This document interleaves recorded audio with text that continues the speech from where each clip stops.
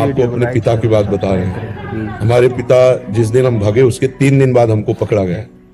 खोजबीन सब शुरू हुई तो 3 दिन बाद पकड़ा गया कि एक गोरा लड़का है वहां जंगल में देवी के मंदिर में रह रहा है। तो पहले बड़े भाई आए तो उनको तो कठोर शब्दों से कह के, बहुत विवेक प्रवीण था, बचपन में भी बहुत विवेक प्रवीण था, मतलब प्रवीण ना होता तो संसार की यात्रा काटते हुए भगवान से कैसे लाते। तो जब पिताजी आए तब हम मिल गए, क्योंकि वो एक कठोर स्वभाव के और बहुत धर्मात्मा पुरुष थे। उनकी हम आंखों में कभी आंसू नहीं देखा। बहुत ही दृढ़, सर्दी गर्मी भूख प्यास सब बर्दाश्त करके संतों की सेवा करना, गरज से एकदम किसान आदमी ऐसे।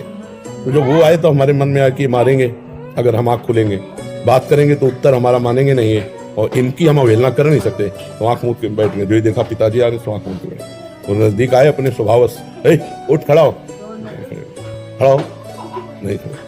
तीसरी बार का आप खड़ा हो जा, तो हमें लगा डंडा पड़ेगा। चौथी बार तो खड़े हो गए, बच्चे ही थे, खड़े हो गए। तो चाचा जी वगैरह उनको बड़े भैया कहते थे, तो हम भी पिताजी नहीं कहते थे, हम भी बड़े भैया कहते थे। तो हम कहा बड़े भैया आपसे प्रार्थना करें।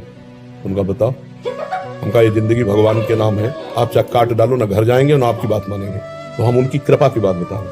एकदम चैप्टर बदल गया, जैसे भगवान की कृपा ना। उनका सच्ची, हम कहा आपसे सच्ची बात करें, घर नहीं जाओगे करना, कभी जिंदगी में ब्याह नहीं करोगे करना। वो खड़े हो जाओ, खड़े हो जाओ, ऐसे छाती से लगाया, कहा राम राम राम 3 बार ऐसे छाती से राम राम राम ऐसे कहा। जाओ अगर ऊसर में भी बैठोगे तो फूलों की वर्षा, जाओ जिंदगी में कभी तुम्हारा कोई बाल बाका नहीं कर सकता। पर एक बात ध्यान रखना, अगर आप बाबा जी बनते हो तो हमारा आशीर्वाद, ऊसर में भी बैठोगे तो फूल बरसेंगे और जिंदगी में कोई बाल बांका तुम्हारा नहीं कर सकता। और अगर कहीं किसी की बहन बेटी देखी तो हमका जिंदगी में आप इस बात को कभी नहीं सुनोगे।